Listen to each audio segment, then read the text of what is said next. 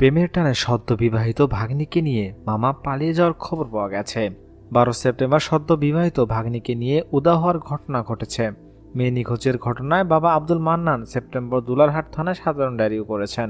শনিবার দুলারহাট থানার ওসি মোহাম্মদ মুরাদ হোসেন এ তথ্য নিশ্চিত করেছেন।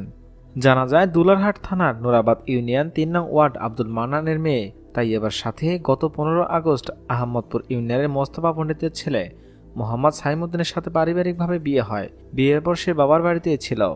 বিয়ের 26 দিন পর 12 সেপ্টেম্বর বাবার বাড়ি থেকে সে রহস্যজনকভাবে নিখোঁজ হয়। মেয়ে নিখোঁজের পর বাবা আব্দুল মান্নান দুলারহাট থানায় একটি সাধারণ ডায়েরি করেন।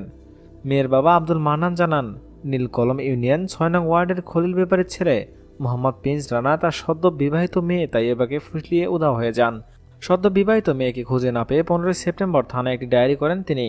স্থানীয়রা জানায়, তাইয়েবা ও প্রিন্স রানার পরস্পর আত্মীয়। পূর্বে থেকেই তাদের প্রেম প্রণয় চলছিল। তাইয়েবা সম্পর্কে তার চাচাতো বোনের মেয়ে। সদ্য বিবাহিত চাচাতো বোনের মেয়েকে ভাগিয়ে নিয়ে মামা প্রিন্স রানা ঢাকায় বিয়ে করেছেন বলেও লোকমুখে গুঞ্জন চলছে। এই ঘটনায় এলাকা জুড়ে ব্যাপক চাঞ্চল্য সৃষ্টি হয়েছে।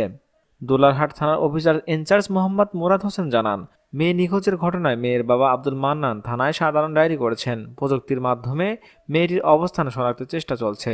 উদ্ধার অভিযান অব্যাহত রয়েছে।